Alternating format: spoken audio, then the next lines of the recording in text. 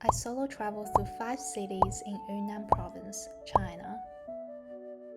In Yuxi, I wandered through local parks and tried street food. In Jianshui, I met a traditional tire cat, watched the sunset at the ancient bridge, and saw the town light up at night. In Mengzi, I spent the afternoon reading and exploring the night market. In Mila, I discovered what a dream retirement life is like. And in Chuxiong, I experienced the culture of the Yi ethnic minority. And just when I thought the night was over, fireworks lit up the sky.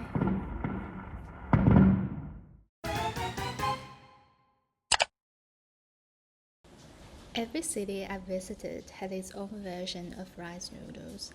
It's one of the most iconic foods in Yunnan province. But what surprised me was how different the rice noodles in each city tasted.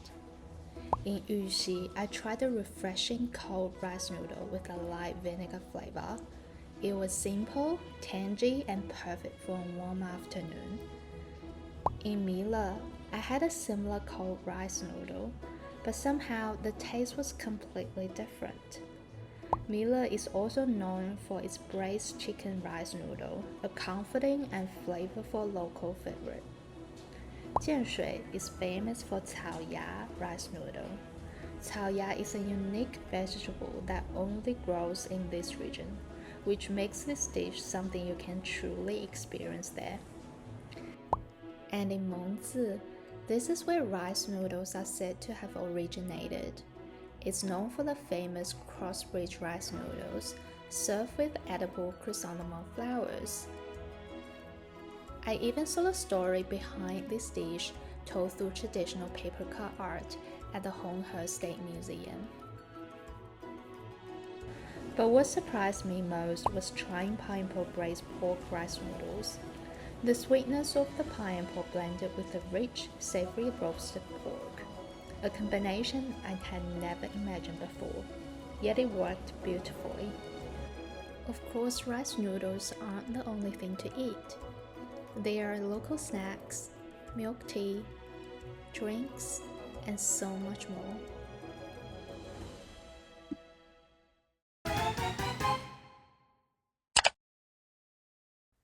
Yunnan is rich in intangible cultural heritage.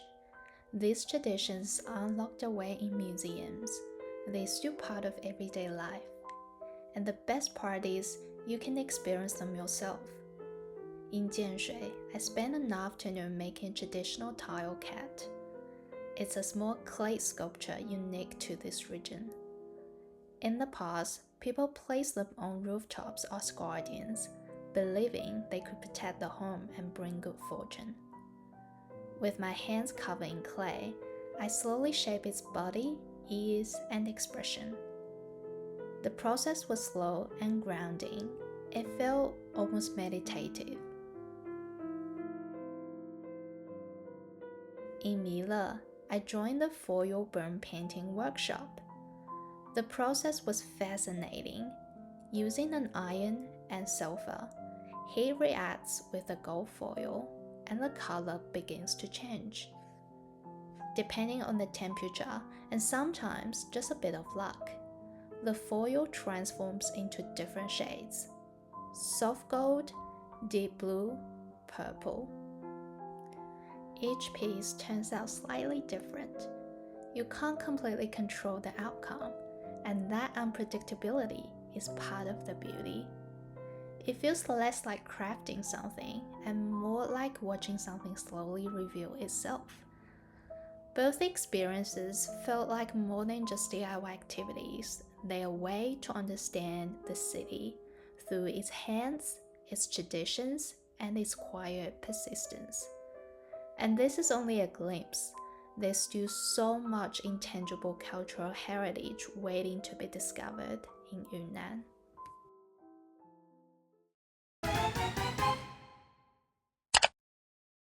Yunnan has many ancient towns. They grew slowly over time, shaped by trade, culture, and different communities. Jianshui was once an important cultural center in southern Yunnan. For centuries, scholars and merchants passed through there. And even today, you can still feel the history in the old town. During the day, Jianshui feels calm and easy. Stone streets, old city gates, and small local shops lining the roads, selling desserts, snacks, souvenirs, and handmade goods. I stopped at Banjing tofu shop for a bowl of fried tofu and a cup of fresh soy milk. Right next to the shop is an ancient well that's over 600 years old. They still use water from that well to make the tofu. After that, I visited a long-standing papaya dessert shop, a simple little store that locals have loved for years. At night, I headed to Chaoyang Gate.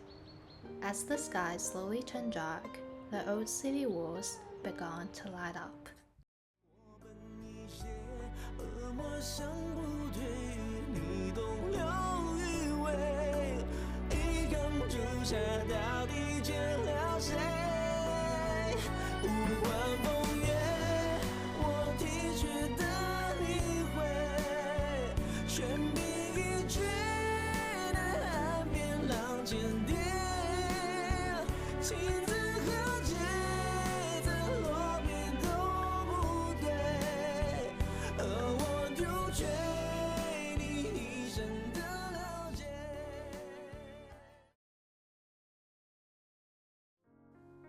Chuxiong brings a different feeling.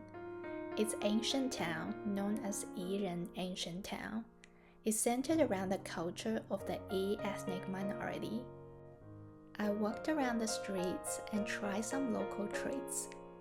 Peanut-flavored guandu baba, a refreshing green grape drink, and a light, fluffy green grape souffle. But when the night comes, everything changes.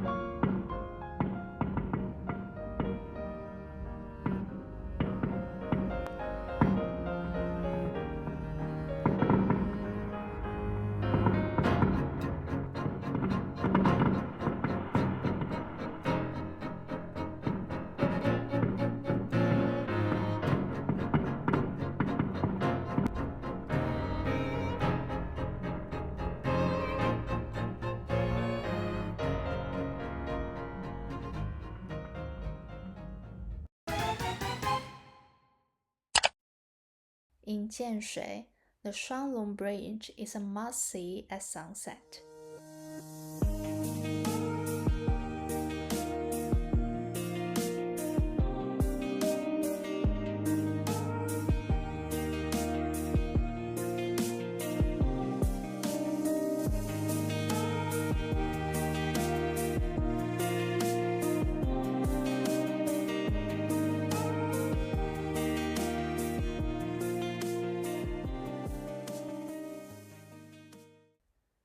In Mile, Huchen Ecological Park is a real hidden gem.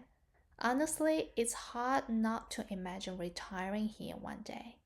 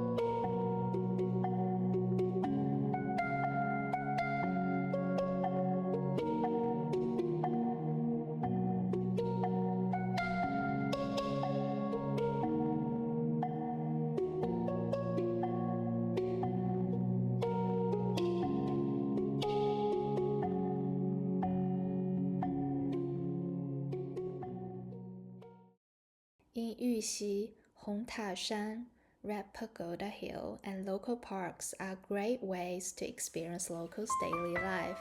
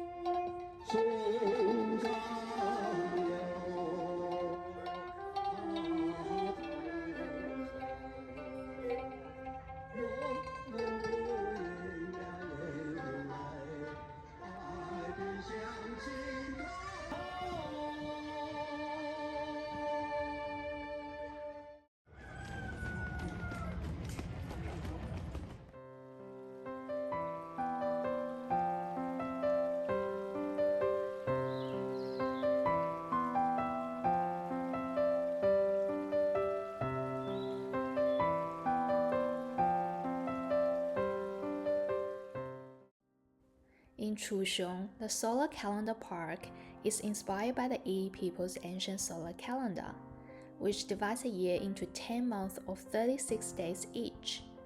It reflects a unique way of measuring time based on the cycles of the sun, agriculture, and the rhythm of nature.